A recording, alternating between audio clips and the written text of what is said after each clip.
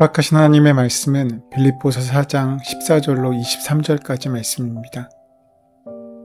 그러나 너희가 내 괴로움에 함께 참아하였으니 잘하였도다. 빌립보 사람들아, 너희도 알거니와 복음의 시초에 내가 마게도냐를 떠날 때에 주고받는 내 일에 참여한 교회가 너희 외에 아무도 없었느니라.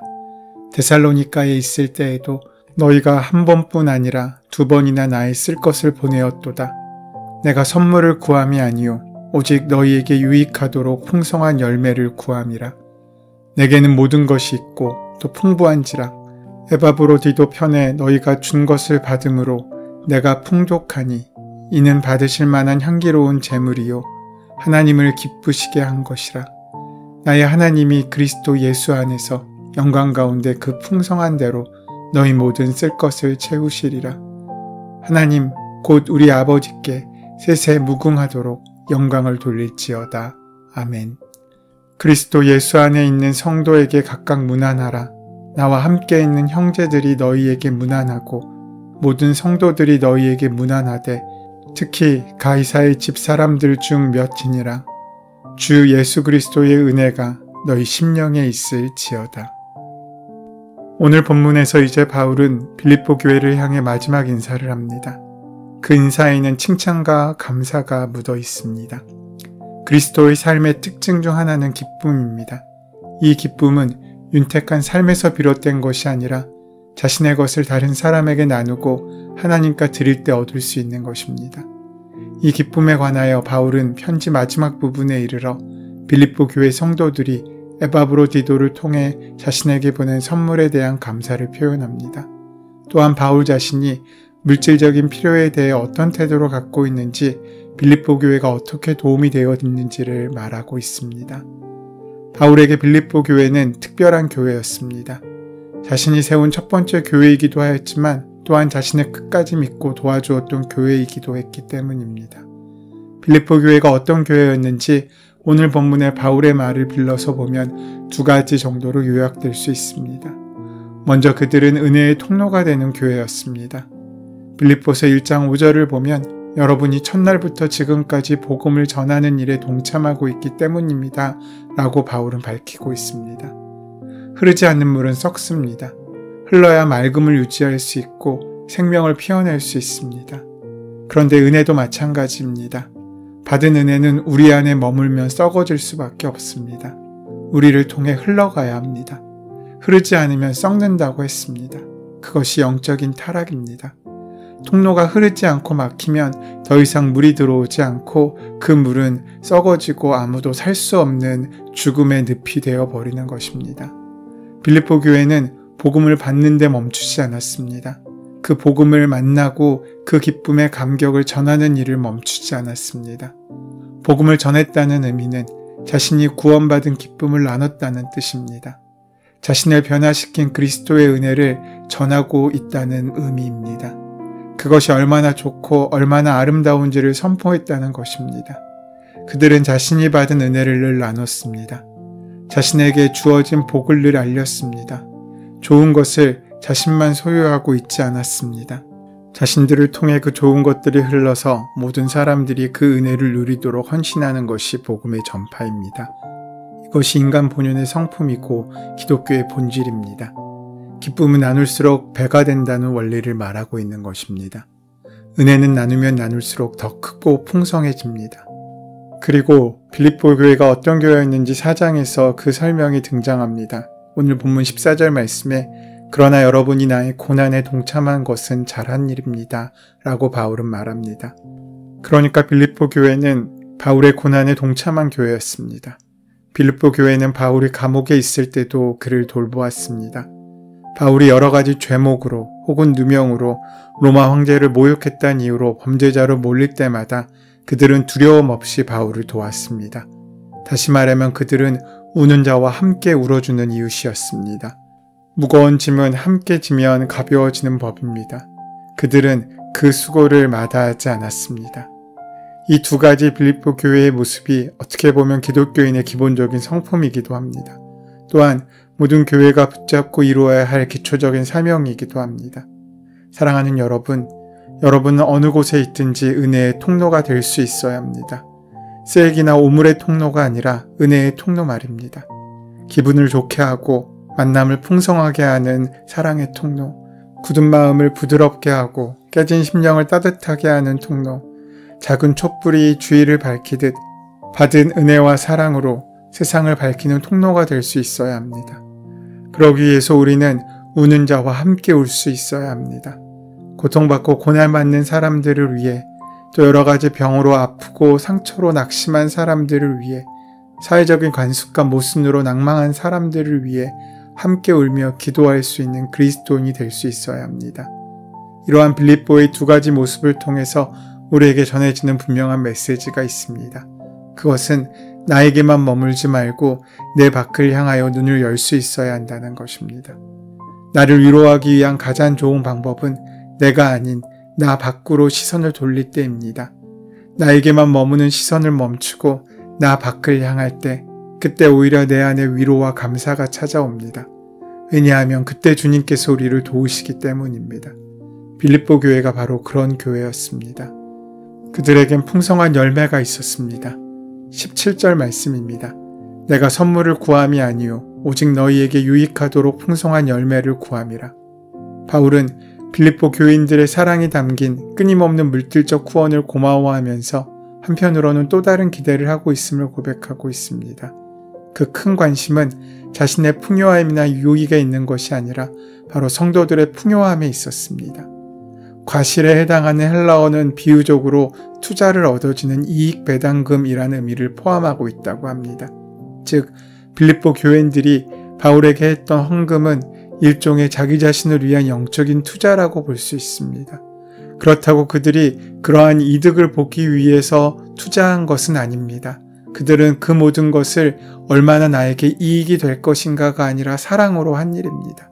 하지만 바울은 그 사랑의 투자에 하나님의 귀한 은혜가 더해지고 그들이 더 풍성한 기쁨을 누리게 되기를 원하고 있는 것입니다. 그래서 18절에 이렇게 말씀합니다.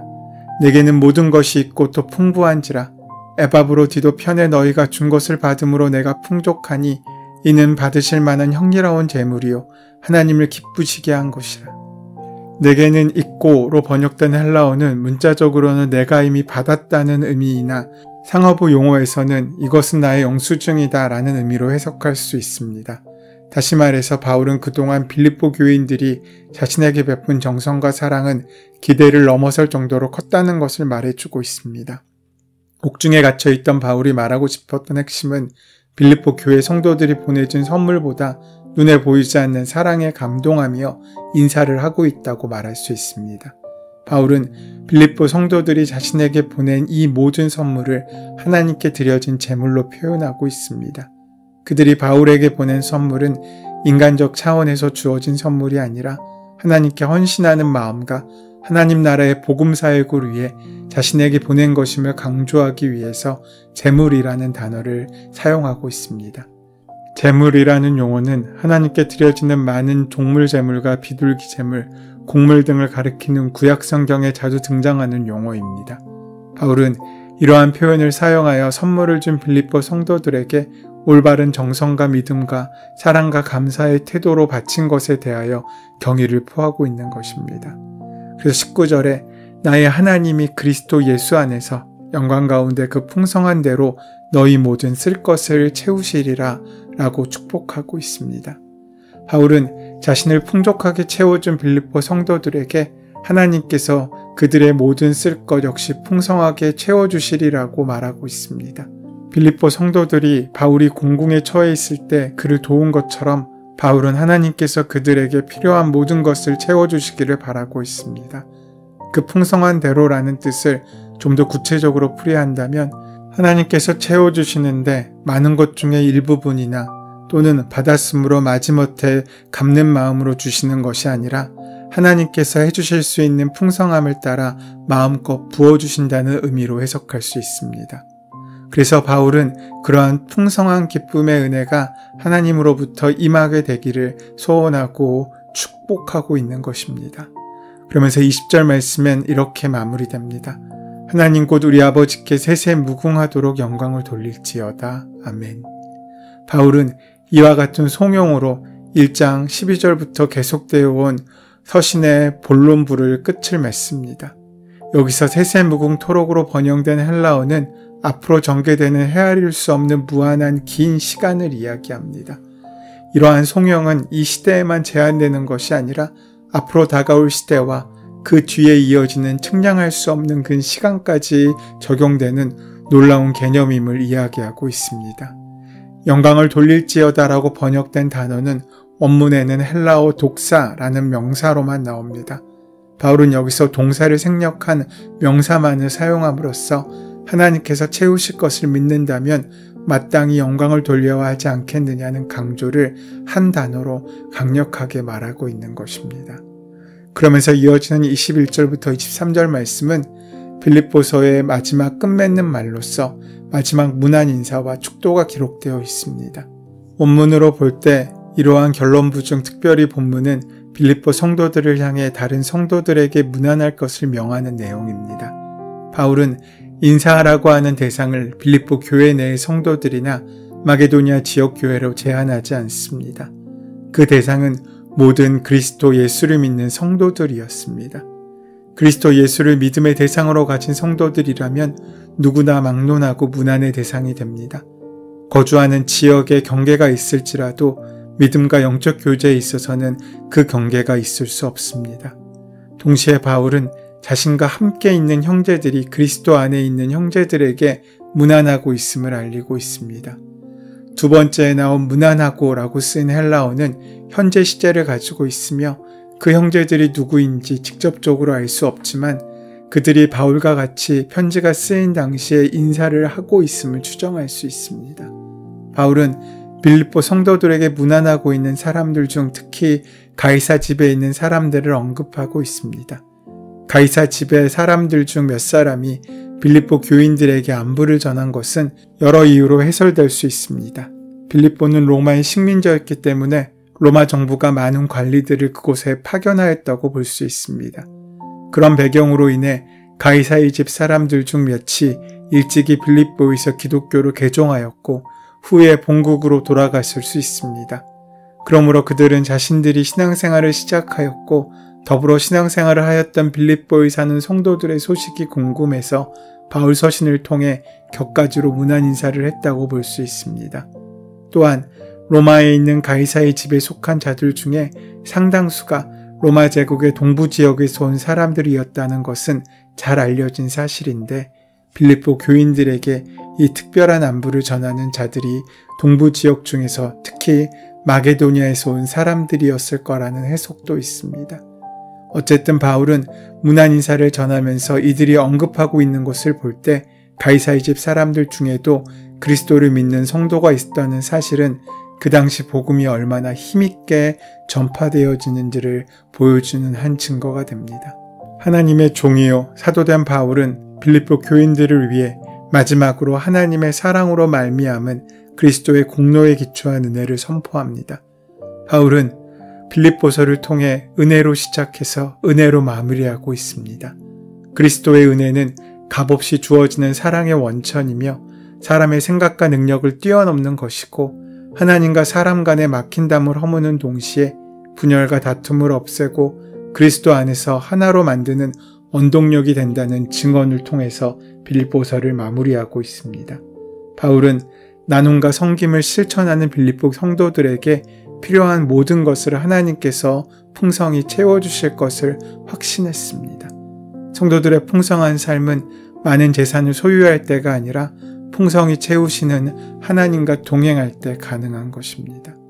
우리가 사랑받을 만한 자격이 있거나 그런 일을 했기 때문에 주시는 은혜가 아닙니다.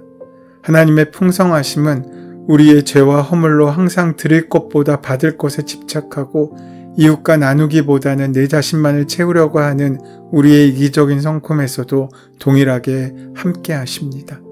그러므로 내게 없는 것에만 함몰되어 슬픔에 빠져있는 우리에게 예수님께서는 구속자가 되심으로 값없이 그 생명과 사랑을 주시고 아낌없이 우리를 위해 죽으시고 부활하신 구원의 능력을 허락하신 이유는 우리로 영원한 하나님의 은혜를 경험하게 하시기 위한 것입니다. 그 은혜를 온전히 만나고 누리며 우리의 일상의 순간순간마다 체험되고 나타나는 귀한 하루, 복된 인생이 되기를 주님의 이름으로 소원하며 축원합니다. 은혜의 주님, 오늘 하루도 우리의 일상 가운데 동행하시는 주님을 깊이 체험하는 복된 하루가 되게 하여 주시옵소서. 우리를 사랑하사 끝까지 사랑해 주신 예수 그리스도의 이름으로 기도드립니다. 아멘. 이제 오늘 이 아침 우리에게 허락하신 본문의 말씀이 오늘 나를 향해 주신 하나님의 말씀으로 만나지기 위하여 오늘 본문의 말씀을 깊이 묵상하시고 함께 기도하는 시간 가지도록 하겠습니다. 함께 기도합니다.